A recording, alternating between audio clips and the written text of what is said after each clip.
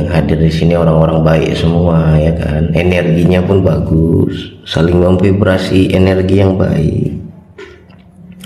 Jadi ketika masuk ke room ini, aku lagi susah bang, aku lagi sedih bang, aku lagi down bang, ya tiba-tiba kalian jadi semangat, tiba-tiba kalian jadi lupa masalah, ya itu tandanya kita kena vibrasi positif.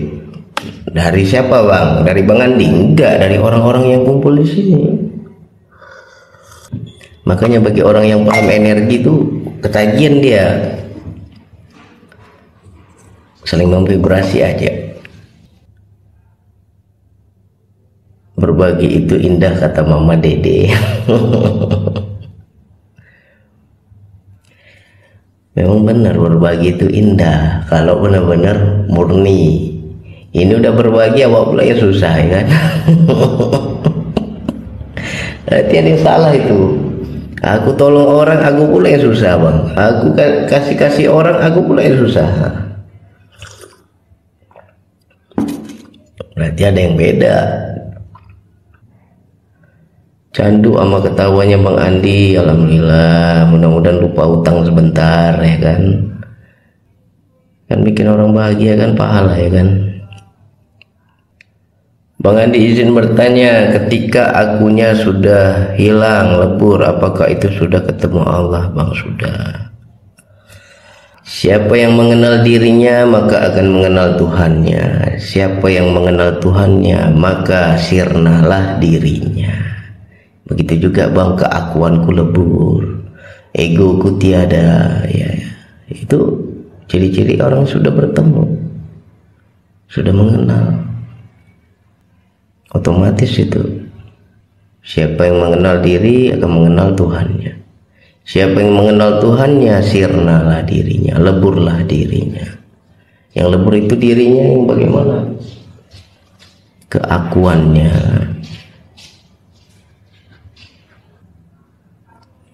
Assalamualaikum bang. Waalaikumsalam. Mau tanya, apa benar kalau belum kenal Allah sholat belum sah? Enggak. Kita jangan terlalu ekstrim kali, ya kan? Wah, sikit-sikit ngomongnya ma'rifatullah. Kalau kau sholat nggak ma'rifat, nggak sah sholatmu. Wah, itu orang yang ego. Itu ego akan kemakrifatannya. Karena makom seseorang kan beda-beda, kepahaman seseorang beda-beda. Kalau kamu belum mengenal Allah, ya sholat terus. Mau urusan sah nggak sah itu haknya Allah. Allah yang nilai, bukan manusia. Ya.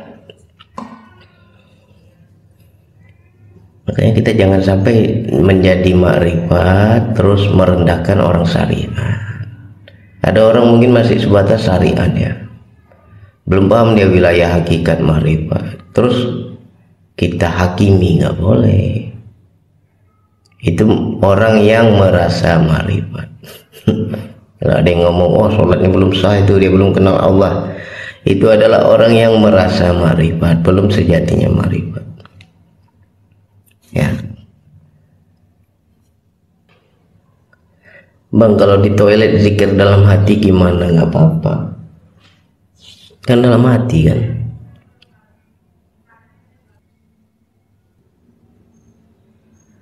Bang, cara pancing rezeki datang harus ada umpan. Gimana nggak ada umpan?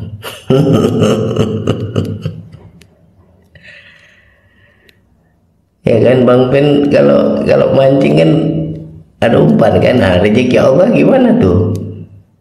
Yang dipancing rezeki, ya harus ada umpan lah.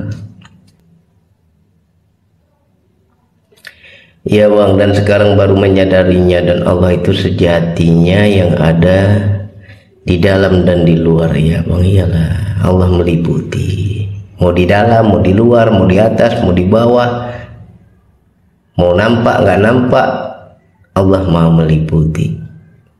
Jadi makanya di situ jangan tanyakan Allah di mana, sedangkan Dia maha meliputi. Gimana mau dicari tempatnya, ya kan?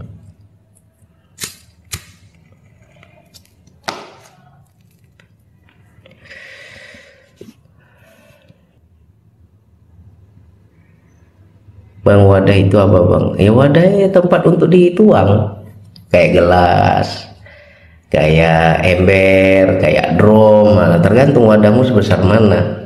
Mau banyak dapat rezeki, tergantung wadahnya. Ya, misalnya gini, kamu minta rezeki sama Allah 10 juta. Dah, kebutuhanmu dalam sebulan itu 5 juta aja udah cukup. Nggak mungkin Allah kasih 10 juta, karena wadahmu hanya 5 juta untuk dituangkan. Tapi ketika kamu perbesar lagi wadahnya, maknanya tanggunganmu, kamu banyak yang harus kamu hidupi, banyak yang harus kamu santuni, banyak saudara-saudara yang harus kamu tolong tiap bulan. Nah, tuh wadahnya kan tambah besar tuh. Ya Allah akan memberikan rezeki sesuai kebutuhanmu. Itu. Jadi jangan hanya rezeki dikejar mati-matian tapi kamu nggak ada wadah. Ya Allah nggak kasih. Mau kayak mana pun kau kerja, kau usaha, ya segitu-gitu aja. Allah memberikan sesuai wadahnya. Jadi kita kalau dalam hidup itu banyak tanggungan, jangan merasa terbebani. Berarti masih ada wadah. Macam adik sepupu saya ya, 3 tahun dia bekerja dapat gaji yang besar ya, 8 juta lebih gajinya itu sebulan. Enak bang, kemarin kerjanya, sekarang udah ngeluh dia, udah habis kontrak kerja lagi di tempat lain tapi gajinya cuma 5 juta. Langsung dia merasa, ah nggak betah aku di situ, gajinya segitu, aku mau keluarlah cari yang lain lah, yang besar lah. Langsung saya bilang, kau mau cari kemana pun segitu juga gajimu nanti. Saya bilang, kenapa Bang Andi kok yakin kali? Ya karena wadahmu udah nggak ada. Coba ingat-ingat, kemarin yang gaji 8 juta kemana uangnya? Saya tanya kan, aku kuliahkan adikku bang. Jadi adik udah selesai kuliah, udah bang, udah wisuda sekarang. Nah, makanya Allah kasih 8 juta karena wadahmu ada, tanggunganmu besar. Makanya Allah kasih kamu beban yang besar, rezeki juga yang besar, wadahnya ada. Begitu adiknya wisuda, nggak ada lagi yang untuk disalurkan, ya Allah kasih cuma 5 juta. Jadi kalau kau besok nggak betah kerja di situ, cari di tempat yang lain, begitu juga nanti kalau wadahmu nggak ada, saya bilang. Jadi jangan hanya usaha yang diperbesar, tapi pahami wadahmu ada nggak. Kalau kita wadah itu ada, walaupun nggak banyak usaha, pasti Allah kasih. Ya. Jadi apapun yang menjadi beban dalam hidup, jangan merasa terbebani. Bang, aku berat bang, aku masih ngontrak bang, orang mertua tinggal sama aku bang, adik ipar tinggal sama aku bang, aku terbebani bang. Wah, itu orang nggak paham wadah itu. Kalau dia paham wadah, dia senang, makin besar tanggungannya, besar juga rezeki yang Allah berikan. Wadah saya besar, pergi ngerantau nih bang, niat dari rumah bikin rumah jadi tulang punggung orang tua. Bagus, jangan ngeluh, jangan ngeluh kamu.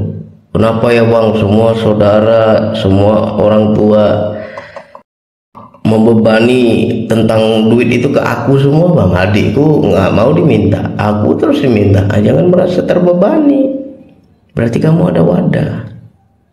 Masih ada wadahmu. Kalau kamu ikhlas tulus, naik derajatmu, rezekimu pasti naik. Makanya orang yang peduli dengan keluarga itu nggak ada yang namanya miskin. Pasti hidupnya lebih baik di antara saudara yang lain, karena dia ada wadah. Ya, alhamdulillah dapat peluru nyasar bang, terima kasih ya Sidik ya. Jadi pahami ya, jangan merasa terbebani, apalagi yang jadi tulang punggung keluarga. Oh enak tuh, enak hidupnya pasti. Besarkan tanggung jawabmu, bebanmu, maka hidupmu berkah nanti ya. Beda ya kalau orang, kita selalu diajarkan ya, memang benar di Al-Quran ya kan, beri 1 nanti Allah kasih 10, benar. Kita amalkan ini amalkan itu untuk kelipatan rezeki ya, benar juga ya kan. Tapi kesannya ada udang di balik bakwan nih kan.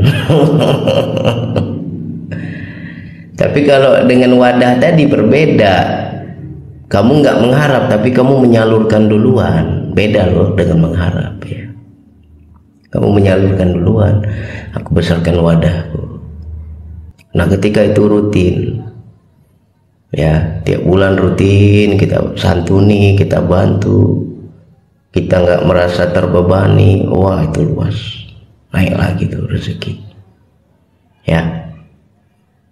Makanya diingat-ingat ya, kamu selama ini mungkin masih hidup orang tuamu, tiap bulan kau santuni orang tua, besok meninggal orang tuamu, itu udah nggak ada lagi pengeluaranmu untuk orang tua. Nah itu kalian hati-hati, tetap keluarkan seperti itu, jangan berhenti gitu ya. Bang, aku setiap bulan bang aku keluarkan misalnya 2 juta, 1 juta ke orang tuaku, 1 juta lagi ke mertuaku, 2 juta tiap bulan bang. Meninggal orang tua ini semua ya, 2 juta itu tetap kau keluarkan, cari lagi yang lain wadahnya. Jangan kamu nggak paham, karena kalau wadah kamu sudah nggak ada, nanti berkurang itu rezekimu ya. Sama halnya seperti adik saya tadi, dia selalu santuni adiknya kuliah, besar gajinya kan. Nah begitu adiknya udah wisuda, dia nggak keluarkan lagi, dianggap adiknya nggak ada lagi beban, nggak ada lagi tanggungan karena udah selesai kuliahnya. Karena dia nggak keluarkan, akhirnya apa yang terjadi ya, dapat gaji yang kecil karena wadahnya udah nggak ada. Jadi kalian harus paham itu. Maaf Bang Andi, menurut Bang Andi untuk yang di posisi penerima atau wadah gimana Bang? Menurut Bang Andi ya, yang inilah yang dekat pada diri kita dulu.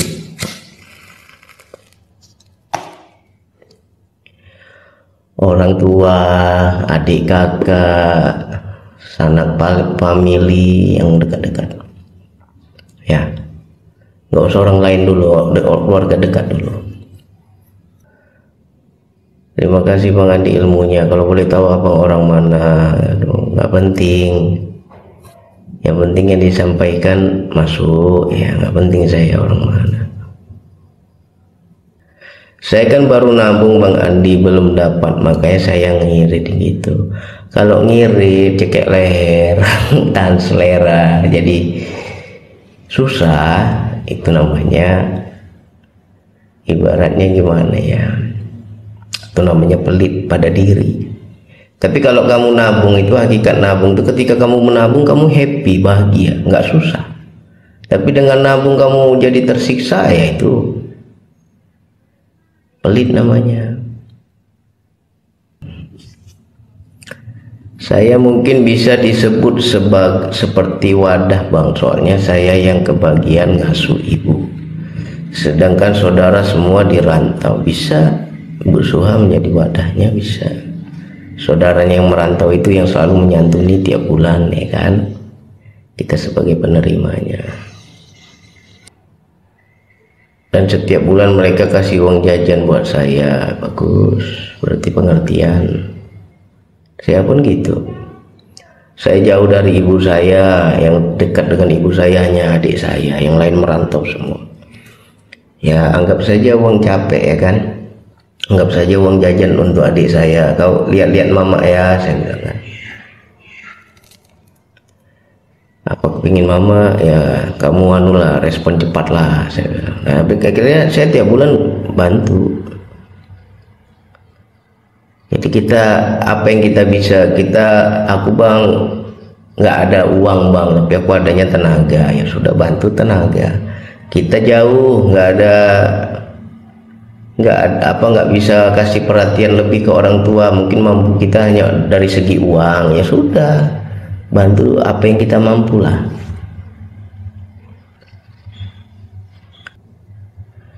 Bang, kenapa aku terus yang disuruh orang tua padahal anaknya bukan aku aja? Baguslah kalau kamu terus yang disuruh, banyak keberkahan. Kalau kamu patuh banyak keberkahan. Jadi kalau ke orang tua tuh banyak ngatur, banyak nyuruh kita, apa-apa kita yang dibebani, apa-apa kita yang disuruh, apa-apa kita yang harus maju di depan, ya. Iya kan aja udah. Pasti hidupmu lebih baik nanti. Assalamualaikum. Waalaikumsalam. Bagaimana menghadapi suami yang berat ke istri kedua? Saya istri pertama, Bang Andi. Waduh, berat nih, pertanyaan berat.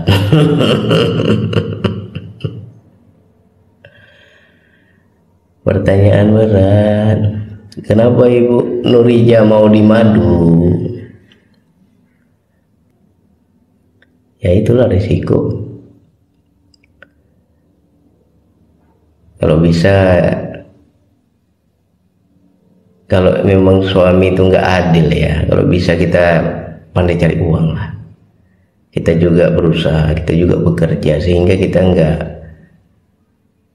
ibaratnya mau begini mau begitu mengharap sama suami. Kalau suami nggak bisa diandalin ya sudah, kita cari uang juga. Buka usaha kecil-kecilan di rumah ya kan, ada penghasilan sendiri, nah, udah nggak kotor hati kita. Ini asik mengharap suami, nanti diharapin suami berat sebelah, sudah akhirnya bertengkar terus. Izin pamit Bang ya Pak Iksan, makasih mawarannya. Bersuha, makasih.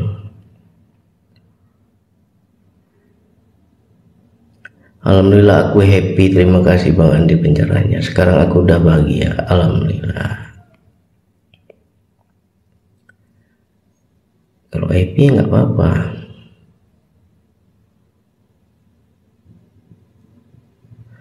Dalam membesarkan wadah yang paling utama siapa ya Bang? Orang tua. Orang tua, udah orang tua, adik kakak, udah adik kakak,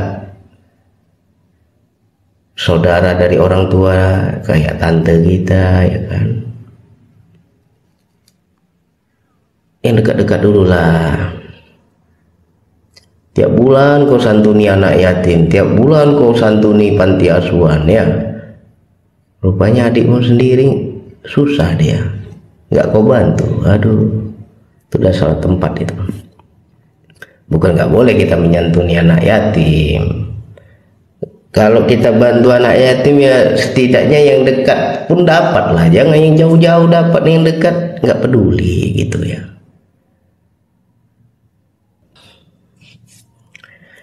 Lebih baik memperbanyak wadah daripada memperbanyak tabungan ya Bang.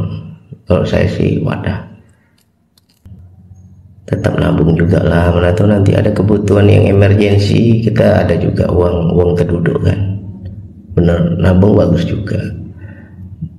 Tapi kalau wadah kan enak, kita nggak merasa ada gitu. Oh, aku sudah ku salurkan, sudah hilang dia. Tapi kalau nabung kok ingat tuh, hartaku udah sekian, duitku sudah sekian ya kan.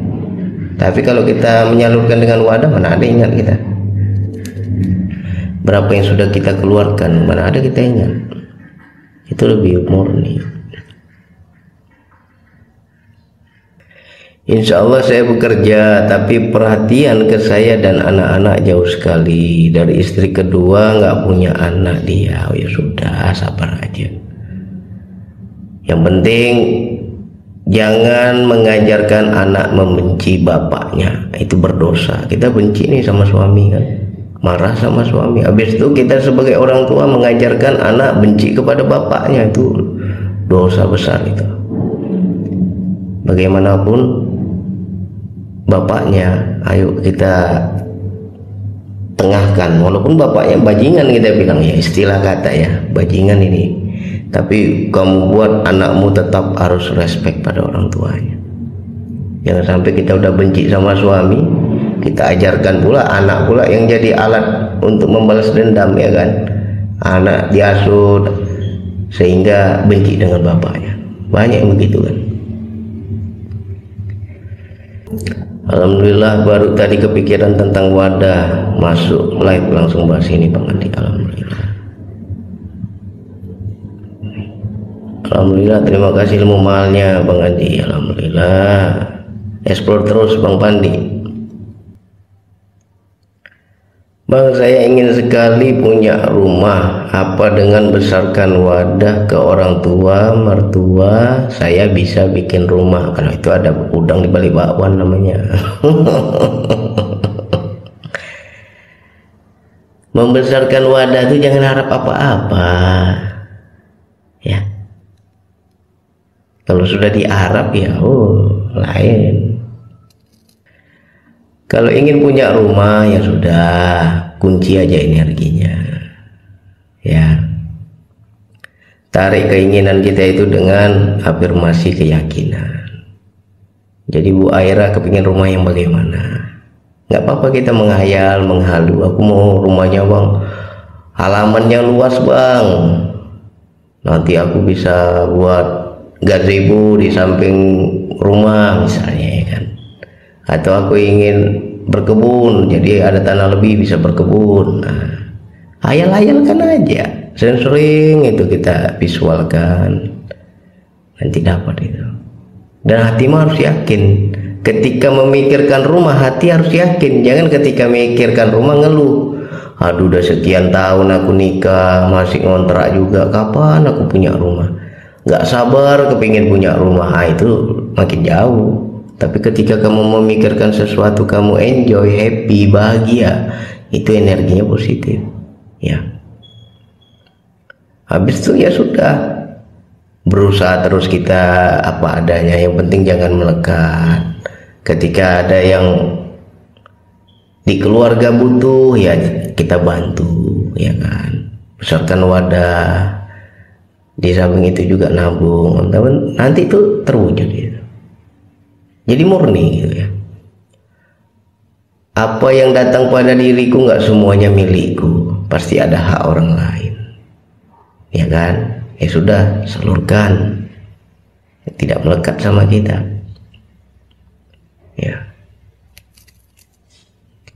Yang terutama, jika kamu ingin sesuatu, jangan pernah iri ketika melihat orang punya sesuatu. Semakin kamu iri, semakin kamu gak punya. Ya.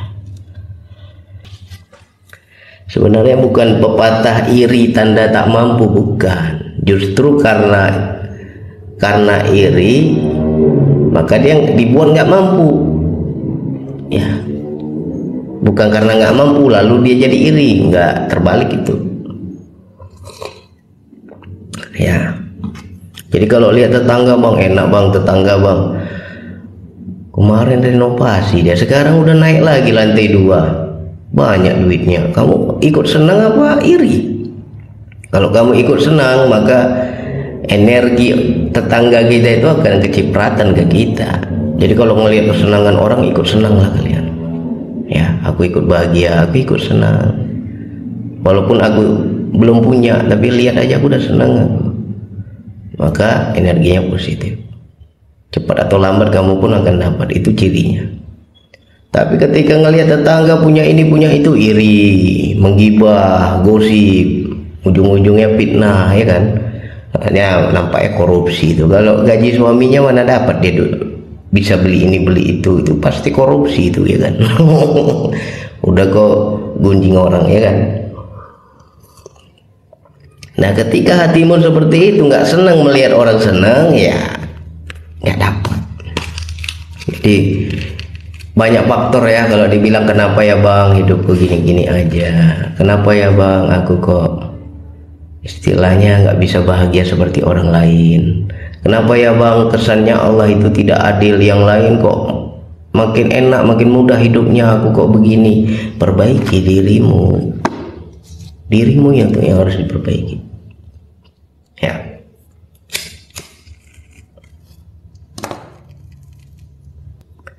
Jadi kalau kita ingin sesuatu, yang pertama cirinya kamu senang memikirkannya, itu tanda cepat atau lambat kamu dapat. Tapi kalau kamu ketika kepikiran, makin susah hatimu, kapan aku dapat, kapan aku punya, kapan aku juga bisa merasakan begini begitu, hatimu nggak ini ya, nggak sabar ya. Nah, itu tandanya jauh, itu nggak dapat. Allah Akbar.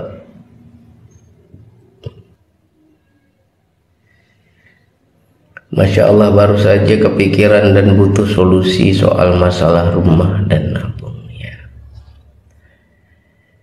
Alhamdulillah, mudah-mudahan kalian bisa terapkan. Aku ditanya terus sama kakak ipar, bang, kapan punya rumah, kapan punya rumah. Jangan ngeluh, jangan sedih, jangan kesannya kita itu tertekan ketika orang nanya kapan.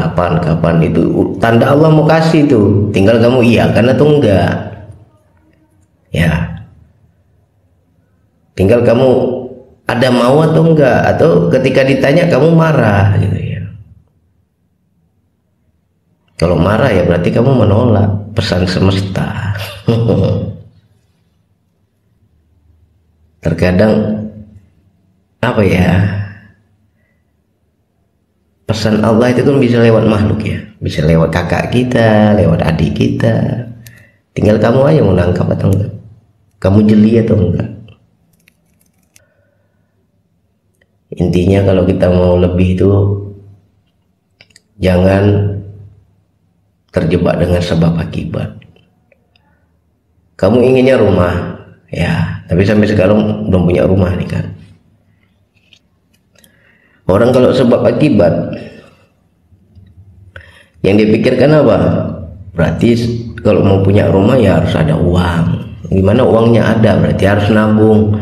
Gimana mau nabung? Gajiku pas-pasan, berarti harus ada kerja sampingan, ya kan? Sebab akibat itu merembet, itu panjang lebar sebabnya itu ya kan. Nah, itu lambat tuh kalau begitu. Jadi jangan terjebak dengan sebab akibat. Nanti udah kita cari sebab akibatnya, aduh gajiku sekian, aku nabung sekian tahun, kapan punya rumah? Kapan aku bisa dengan gajiku segini? Berapalah nabungku tiap bulan, segala macam kan. Akhirnya ketika kamu melihat kemampuan diri, ya kamu merasa tak berdaya. Kamu merasa nggak mungkin. Hati kecilmu berkata susah lah. Itu sudah memblok diri namanya. Mimpimu sudah kau kuburkan itu, ya kan? Jadi gimana bang biar aku tidak terjebak sebab akibat? Yakini saja rumah itu sudah ada, aku dapat nanti. Cuma tanggal mainnya aku nggak tahu kapan dapatnya ya.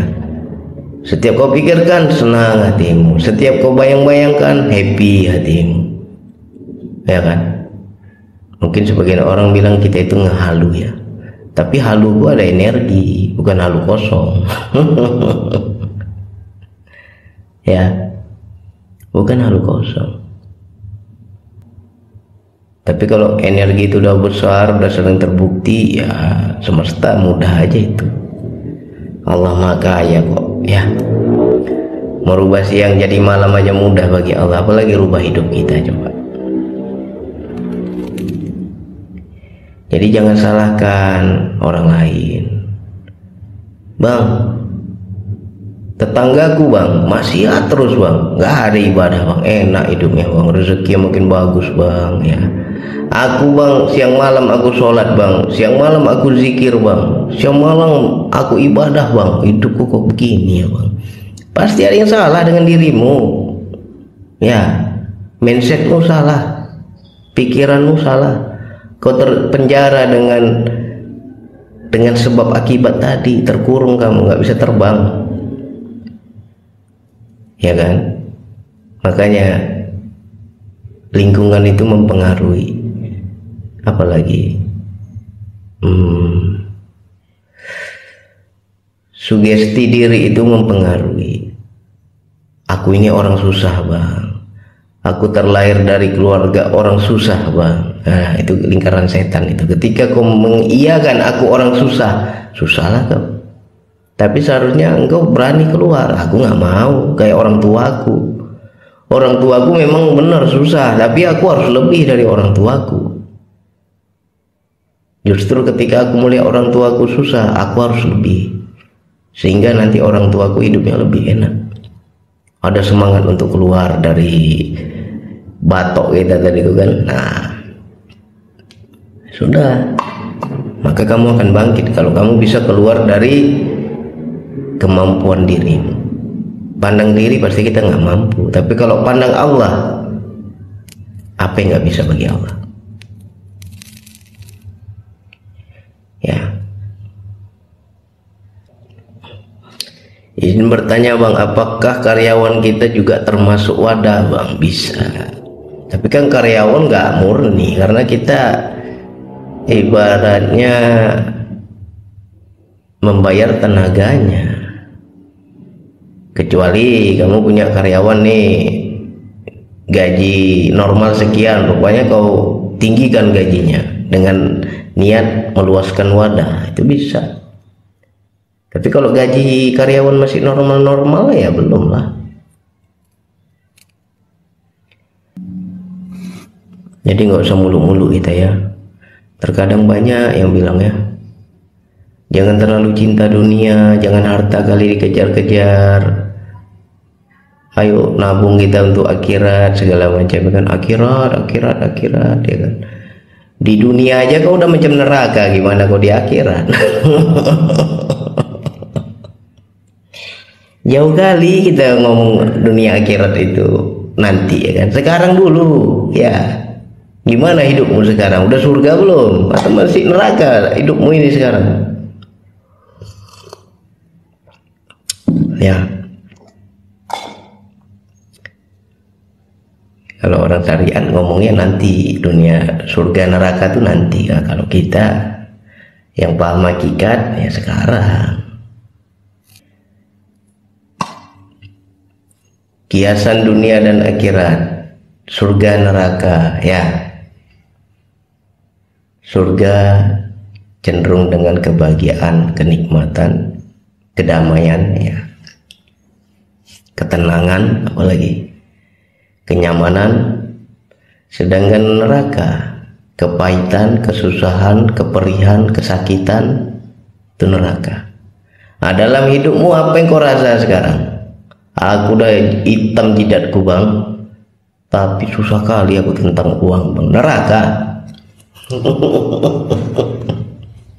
Udah hebat ibadahku bang, tapi susah kali aku hidup ini bang. Ngeluh aku. Neraka. Nggak usah cerita nanti, sekarang aja dulu ya. Dan surga neraka itu bukan hanya tentang uang aja, bukan tentang kehidupan aja, semua kan wilayah hati, tentang perasaan, hati itu dulu yang diajar. Mungkin dari segi materi kamu kaya, banyak duitmu, hartamu di mana-mana ya kan, luar biasa lah, pangkatmu di kehidupan, titelmu, derajatmu hebat ya. Tapi aku sakit hati bang, aku dimadu bang, suamiku kawin lagi bang, aku tersiksa bang, dia nggak adil bang. Neraka itu ya, karena batinmu susah.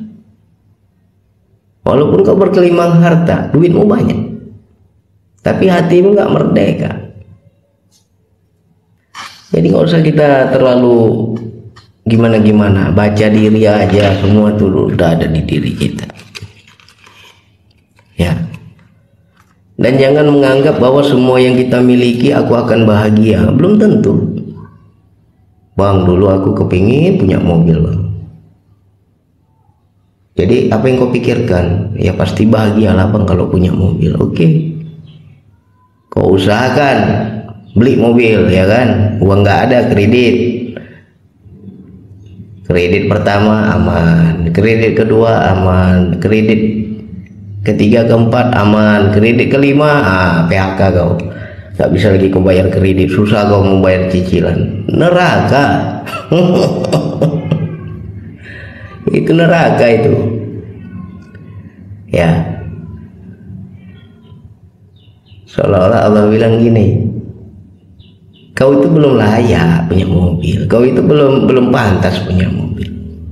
Karena mobil itu nggak butuh kali kamu, kata Allah. Tapi minta terus kita kan, minta ya Allah, minta. Akhirnya Allah murka kan, kita minta terus, mengharap terus. Allah kasih, aku rasa lah itu. Ketika Allah kasih kau nggak bahagia, ya. Ketika kau nggak bahagia itu udah hukumannya itu. Jadi apapun yang kalian inginkan, apapun yang kalian minta, apapun yang kalian harapkan, dan suatu saat terkabul dan kalian nggak bahagia, itu tandanya neraka. Jadi hati-hati dalam berkeinginan, jangan sampai kesannya maksa Tuhan, ya. Kesedihan, kesulitan, kesakitan, kesusahan bisa juga dijadikan penggugur dosa. Ya, masuk akal jika neraka, benar. Ya, benar itu.